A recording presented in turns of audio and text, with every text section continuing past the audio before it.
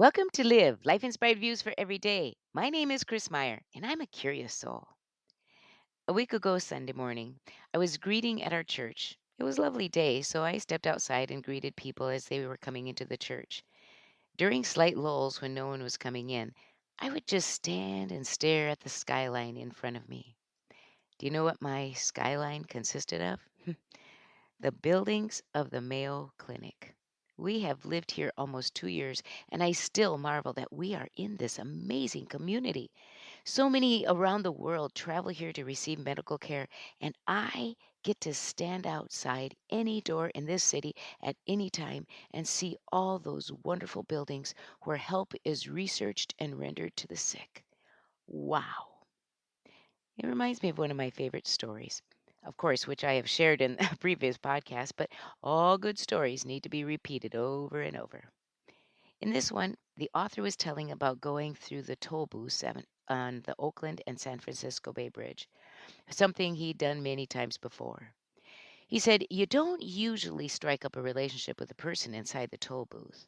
But on this particular day, as he drove near the toll booths, he heard loud music, like someone was having a party. He looked for a bank of speakers, but saw none until his eyes rested upon a young man inside one of the toll booths dancing. When he drove up, he asked him what he was doing. The guy replied, "I'm having a party." Then the man in the car pointed to the other 16 toll booths and asked, "What about the rest of these people?" To which the dancer said, "They're not invited." The man in the car had many more questions, but someone started beeping at him and he had to move on. But he wanted to find this guy again. He did. Months later, he drove up to the toll booths and heard the familiar loud music. Pulling up to the dancer's booth, he asked, "What are you doing?" The dancer replied, "I remember you. I'm still having a party." The guy in the car said again, "What about the rest of the people?" Then the dancer asked him, "What do those look like to you?" as he pointed to the 16 other toll booths. The driver said, "Toll booths?" The dancer laughed and said, "No imagination. They're vertical coffins. I can prove it. Every morning at 8 o'clock, live people walk into them and then die for 8 hours, going through the motions, dead on the job. Then at 4:30, like Lazarus being raised from the dead, they emerge and come alive again." The driver was amazed. He looked at the dancer and asked, "Why is it different for you?"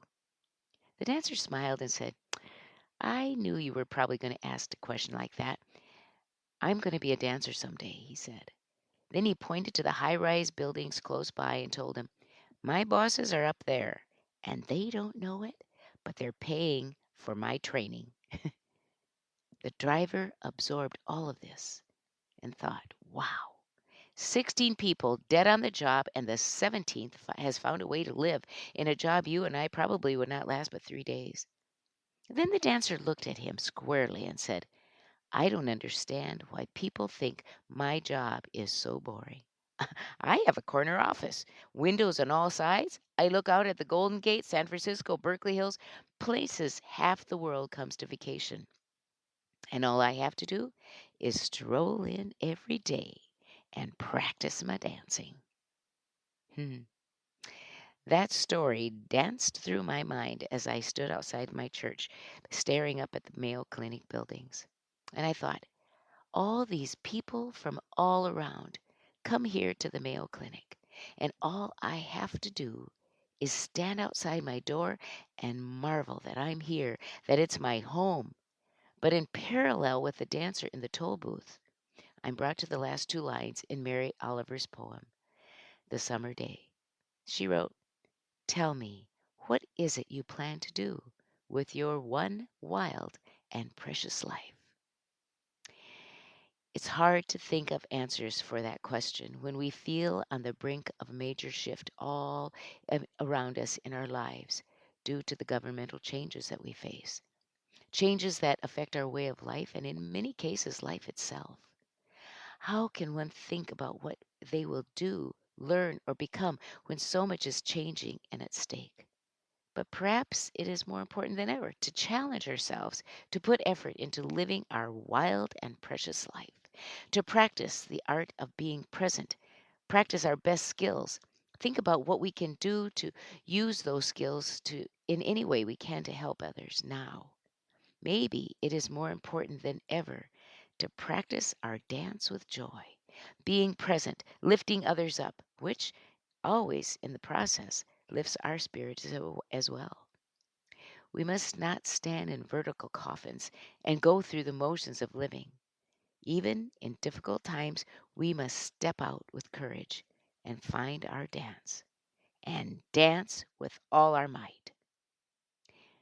So this week, on your bathroom mirror, write, whatever my dance is, I will use it to lift up goodness, joy, perseverance, justice, gratitude, and love with my one wild and precious life.